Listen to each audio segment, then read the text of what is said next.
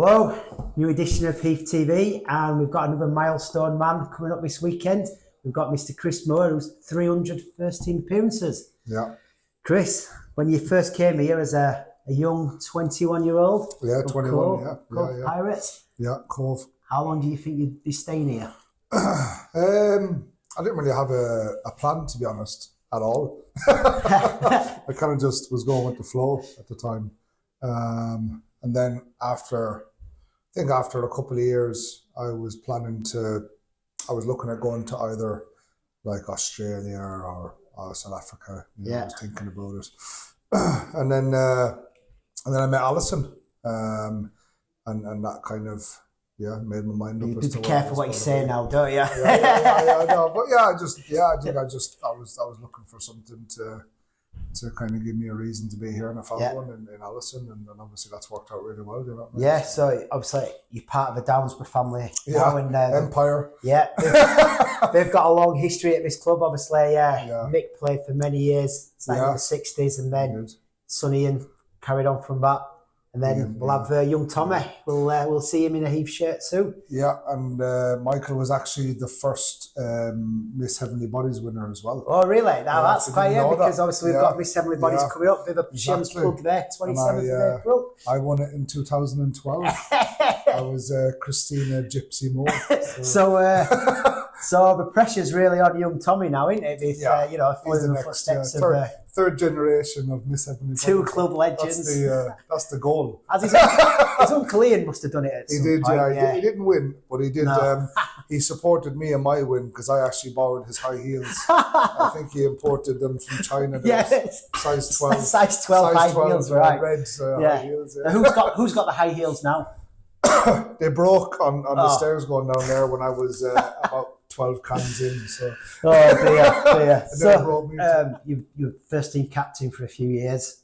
Then you stepped down in the last season. Yeah. What's it been like this season, just being a player?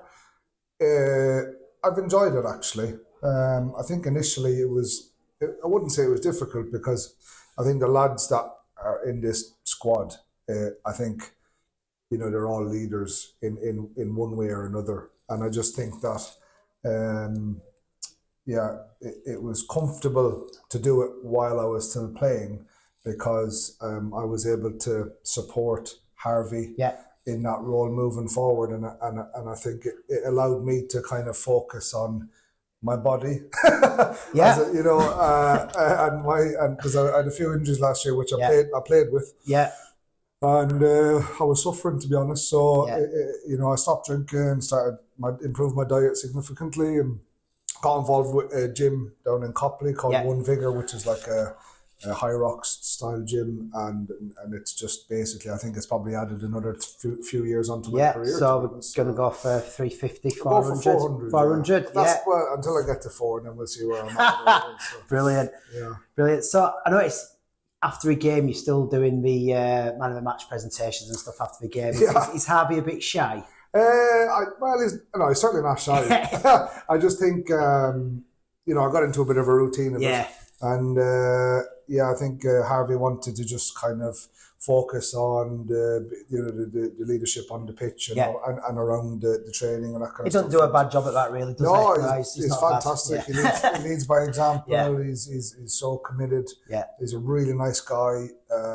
He's genuinely a very good person, and I think it's apparent in how he presents himself and how he goes about what he does. You know what I mean? So I think doing the aftermatch stuff, it's I suppose it's fell upon me, and I enjoy it. I think we all enjoy it. I think everyone agree, won't you? Have a big thumbs up if we all enjoy Chris's after game speeches. So it's a bit of a laugh. So just reflecting on, obviously, league campaign finished on Saturday. Great win away at Ilkley, but unfortunately we just fell short by, I think, was it 2 points in the end? 2 points. Yeah, I mean, it was a great year, another great year. Jeez, we keep saying it, another great year.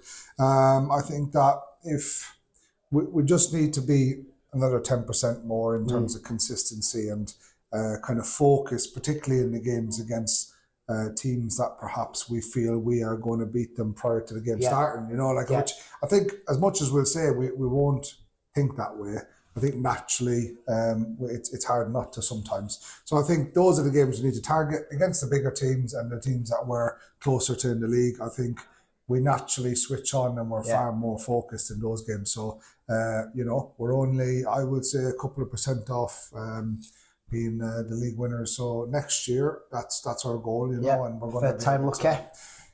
Two second place finishes now. Exactly. That's obviously last year it wasn't quite as close because Billingham. Billingham. I think that was our first year. I think, like I said, we were probably we did learn a lot from last year in terms of our consistency. This year we were just surprised slightly. I think last year there was a little bit of a gap in between the talent in the teams, and this year was a lot more competitive. I think if we'd have played like we did this year last year, we probably would have gone up. You know what I mean? So this year's league was certainly a lot more competitive, and hopefully next year we'll be in a better place to be able to challenge that. Huddersfield coming down. That's going to be interesting. Yeah, I think it'll be historical for us and for them. I can't remember the last time the two clubs have played each other. Not first team level. No, ever. So likewise this year we've played the likes of Harrogate. Bladen. Is it Bladen? Yeah, Bladen, and like next year is going to be Huddersfield, and it'll be like our local derby. Potentially Ionians maybe. I think there's like two. I think there's 2 or 3 games left at that too. So wherever I think between them and Billingham and so just on Huddersfield, I noticed at the weekend their prop Harry Whitfield actually played inside centre and bagged a couple of tries. It's yourself. You see yourself as a crash centre? I think maybe second team, third team. I'll just crash in once and I'll just stay where I am. I'll just crash straight back into the front row. But no, I won't be changing that. I think this year was enough. I changed. I went over to Loosehead for this year for the first time. That was big enough change for me, so I'll stick with one change. Now, a lot of the people are probably thinking, "What? It's just one side of a scrum to the other. What's the difference?" But obviously, I know I've played in front row. It's a massive difference. It is, and I think particularly because I've never played on that side before, I think you get quite used to that side of your body and particularly the muscles, the strength on that side. So if anything, it's probably evened me up a little bit. Do you know what I mean? I'm now more square. I probably walk a bit straighter now. You've got Alex's mullet tickling in your other ear. Exactly. Either way, I've got Alex next to me. So I feel safe with Alex next to me. Brilliant. So, have all 300 games been in the front row? Yeah. Wow. And I would say up until this year, they've all been at tight edge. Yeah, all of them. So my neck has gotten slightly bigger. Have you got that lump on? Not yet. No, surprisingly, no. Your ears are going good as well. Actually, my ears are tiny. I've got like little elf ears. So they just hide away nicely. There's a little bit of cauliflower in it, but you can't really. Just finally, just finishing up.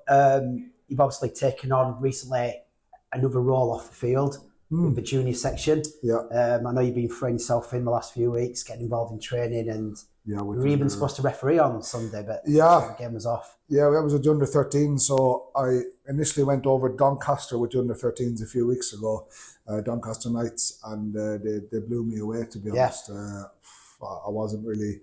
I mean, they're a good team, and I've been following their results, but just the talent they've got in that squad is unbelievable. And I think it's all down to the coaches and Wiggy and Woods who've put in that. And obviously we had the other 2 teams up until recently, and I think a lot of their lads are they're doing well in other clubs as well. So it's great to see that all that hard work that was put in by those lads was coming through. And I've really enjoyed last few weeks. I was down. Saturday I was supposed to, or Sunday. Sorry, I was supposed to referee the game. But instead we took a training session on the pitch, and I think we were just focusing on some passing drills and some attacking drills and rucking drills, and the lads they're just so focused. They were brilliant. There was a few of them that were a bit disappointed actually that we didn't have a game. And I love that. That's great. They really want to represent the club and play rugby, and they're really competitive and stuff. So it's I think they're definitely they're replicating what the senior squad do every weekend. So they're brilliant. Excellent stuff. So I know there's more to follow coming up on the junior section plans for next year. So just keep an eye on our channels and we'll touch soon. Cheers, Chris. All the best. Saturday. Thanks very much. Cheers, pal.